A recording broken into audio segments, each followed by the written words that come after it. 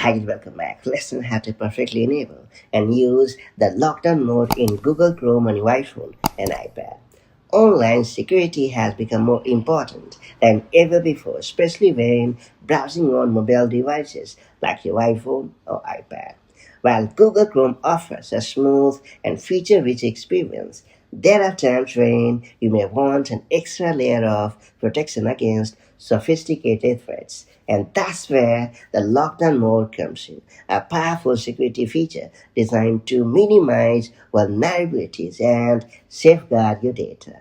That's it. Let's get started. So first you have to launch the Google Chrome app on your iPhone or iPad.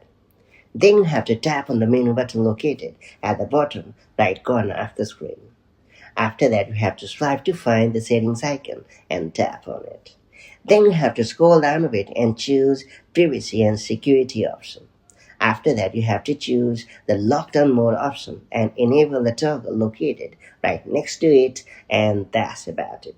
It's worth pointing out that the lockdown mode is an extreme optional protection for your browser. It should only be used if you believe you may be targeted by a highly sophisticated cyber attack. When enabled, certain web technologies are blocked, which might cause some websites to load more slowly or not operate correctly.